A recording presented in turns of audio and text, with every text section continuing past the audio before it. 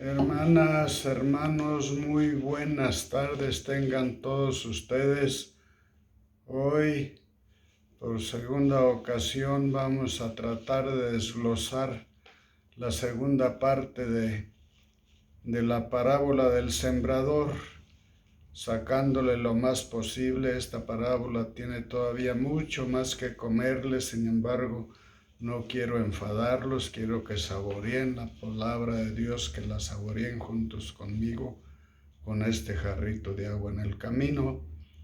Vamos a iniciar como otras veces, en lugar de canto, de oración, un canto, a continuar con el canto del sembrador, porque se dice que cuando oramos, que cuando cantamos, oramos dos veces.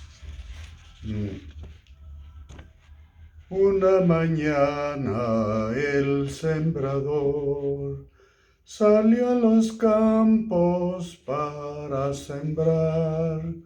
Una mañana el sembrador dejó en mi vida su bondad. Cada mañana el sembrador sembrando está en mi corazón. Cada mañana el sembrador espera el fruto de tu amor.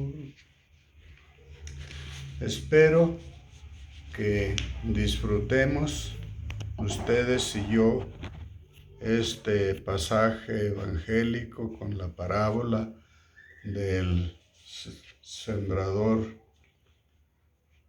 Dice, la semilla entre espinas. Si de pronto a quemarropa nos preguntan acerca del trozo del evangelio que se leyó el día de hoy en la iglesia, de seguro nos quedaremos en blanco. No lograremos recordar casi nada. En cambio, si nos preguntan por la última película que hemos visto, podemos explicárselas de pe a pa. Las señoras de casa pueden proporcionar todos los datos concernientes a las 3 telenovelas que disfrutan cada día, seguramente hasta con todo el sentimiento, ya sea de amor o de coraje, en los personajes que forman la parte de las telenovelas. En nuestra escala de valores, poco tomamos en cuenta, si es que nada, la palabra de Dios. No tiene un lugar primordial en nuestras vidas, desafortunadamente. Si tenemos Biblia en casa, en la mayoría de los hogares la hay, la tienen en el closet, en el ropero, en el buró, toda empolvada, porque para ellos es solamente una joya cristiana, algo que nos pueda traer algún beneficio ahí cerrada, y no es así.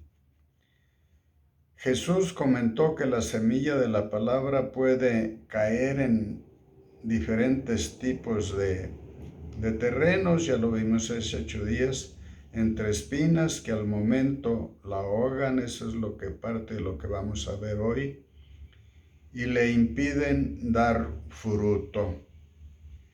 El Señor indicaba que las espinas representan los afanes materiales. Estamos tan atenazados por nuestras penas, por nuestras preocupaciones, a veces de tipo material o sentimental, que apenas cae la semilla de la palabra de Dios en nuestro corazón, al punto nuestros afanes, nuestras preocupaciones la encierran y no la dejan dar fruto. Dios quiere quiere hablarnos cada día, y así en la palabra de la misa de cada día, cuando vamos, quiere entablar un diálogo con nosotros, pero a veces, como decíamos, lo material nos lo impide. Dice, nos narra el Evangelio que Cristo llegó un día a la casa de las hermanas Marta y María, hermanas de Lázaro, al que resucitó Jesús.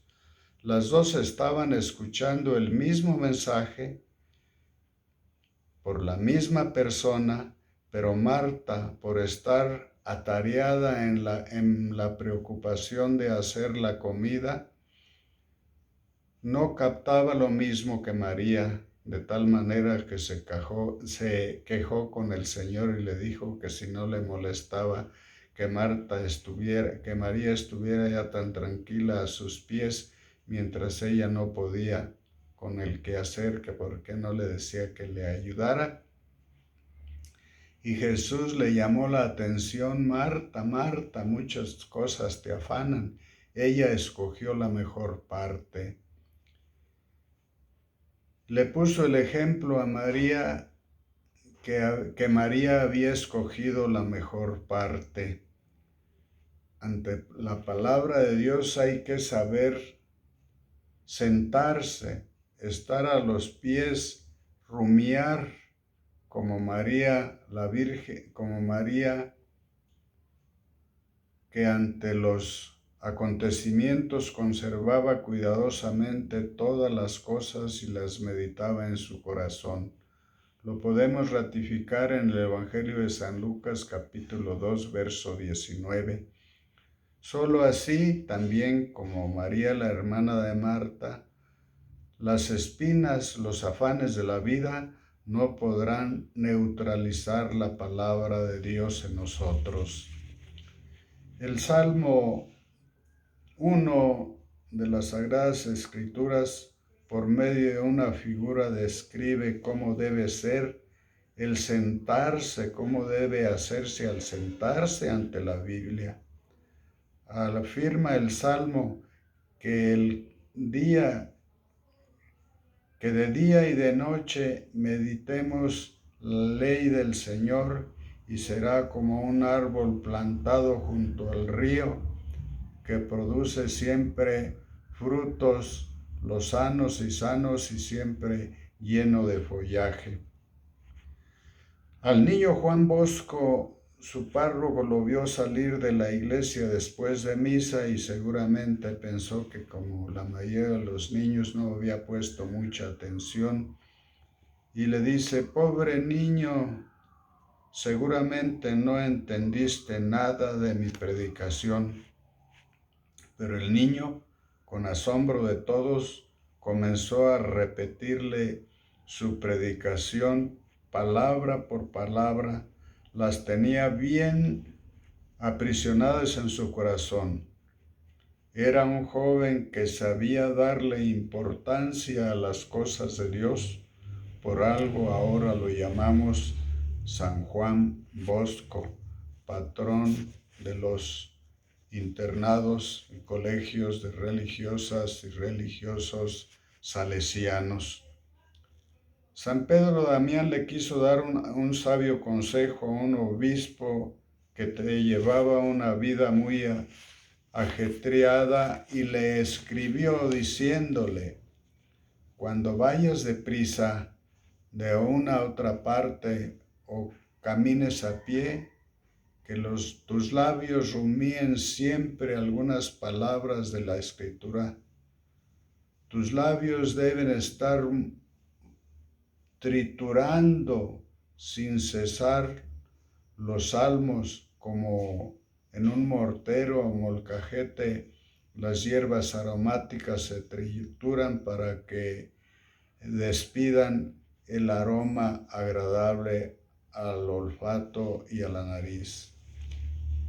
Ante la palabra de Dios podemos responder como la afanosa Marta, o como la meditativa María Magdalena. Lo malo del caso es que abundan las Martas y por eso las espinas de los afanes cotidianos están matando en nosotros la voz de Dios que quiere dialogar con nosotros. Vamos a ver el buen terreno para la semilla. Ya vimos lo de la sembrada entre espinos. Ahora vamos a meditar sobre la semilla que cae en buen terreno. Una de las imágenes más certeras de la palabra es la que escoge a la carta a los Hebreos el apóstol San Pablo, que dice: la palabra de Dios es espada de doble filo, que penetra hasta lo más profundo de nuestro yo, y todo queda expuesto claramente a los ojos de Dios. Lo podemos comprobar en la carta a los Hebreos, el capítulo 4, versos 12 y 13. El término que emplea el griego del Nuevo Testamento es la palabra tetrakelismenos, que quiere decir y que tiene varios sentidos que nos pueden explicar en qué consiste eso de que la palabra nos penetra hasta lo más profundo de nosotros, hasta que todo quede expuesto a los ojos de Dios. Tetraquilismenos describía la posesión del luchador que reducía a la inmovilidad a su contrincante. En el lenguaje luchístico decimos: lo pone espaldas planas, lo inmoviliza hasta que le cuentan hasta 5. Así nos debe dejar la palabra de Dios, escuchada con fe y humildad. Un ejemplo patente que tenemos es el pasaje del patriarca Jacob, que en sueño tiene una pesadilla que lucha con Dios, que lo somete, y él no lo quiere vencerlo según Jacob, y le dice que si no lo suelta, que si no lo bendice, no lo va a dejar irse. Y es tan fuerte la posesión en que está dormido y con su pesadilla, que cuando despierta después de que Dios lo bendice, no puede mover sus extremidades, ni manos, ni pies, está totalmente acalambrado. Como Jacob quedó inmovilizado por el golpe del ángel del Señor, así la palabra debe golpearnos de tal manera que nos rindamos ante Dios y como María le digamos: he aquí la esclava del Señor, hágase en mí lo que has dicho. O también como el juez y profeta Samuel, que decía: heme aquí, Señor. O como el patriarca Abraham, que cada que el Señor le llamaba en sueños o en una inspiración decía: heme aquí, Señor. Lidia, llamada la mujer vendedora de púrpura, que vendía a la orilla de un río, escuchó a Pablo y su predicación y se puso a sus pies también a escucharlo.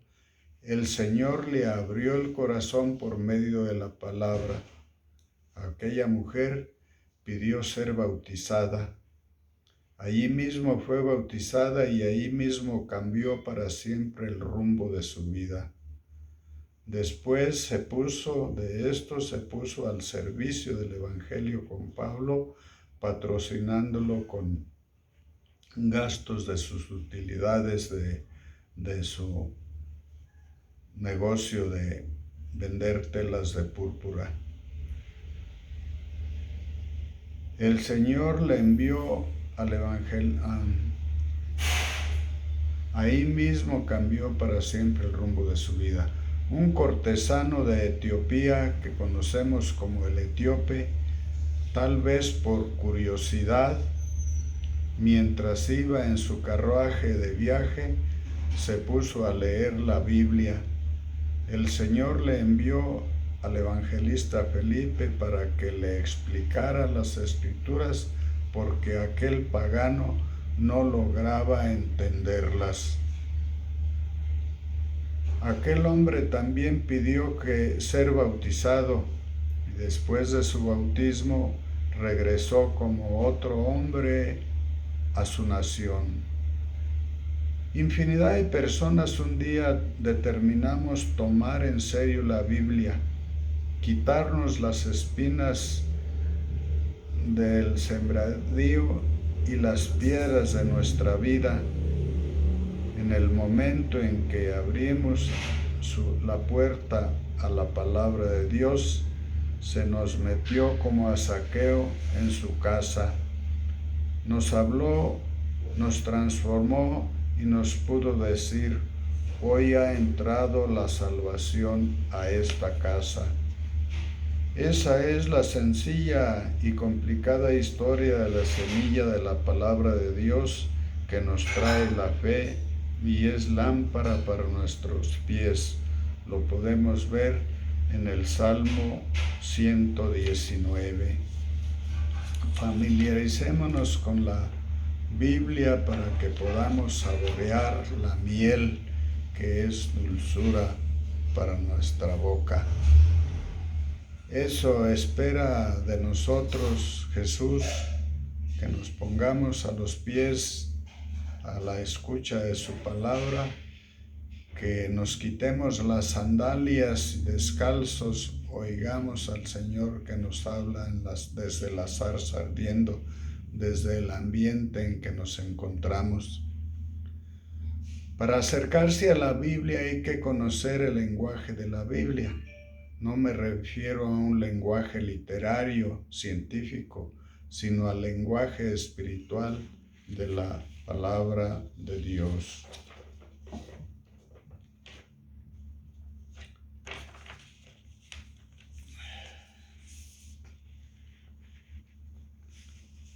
San Juan Evangelista en el Apocalipsis afirma que al acercarse al libro de la Biblia, sintió dulzura en la boca y ardor en el estómago.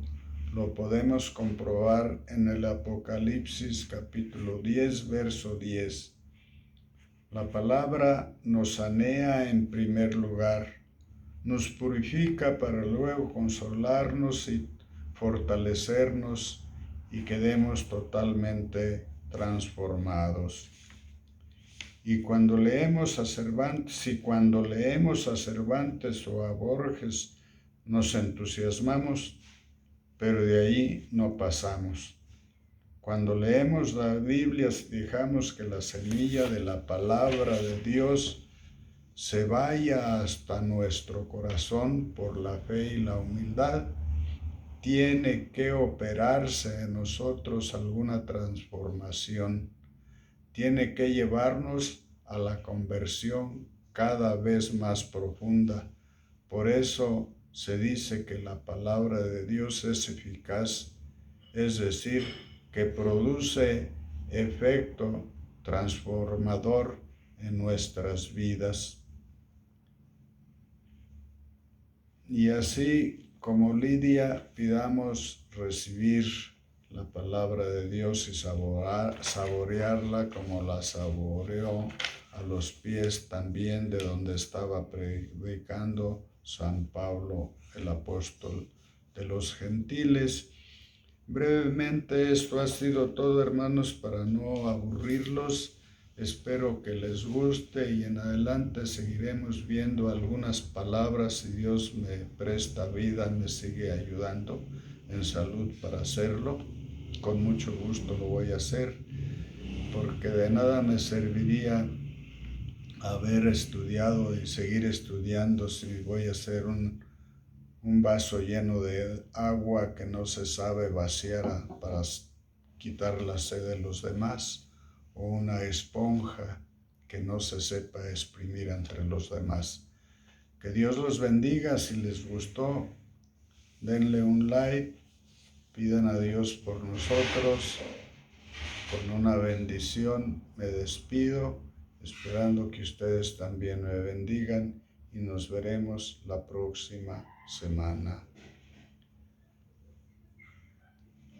Tu palabra me da vida, confío en ti, Señor.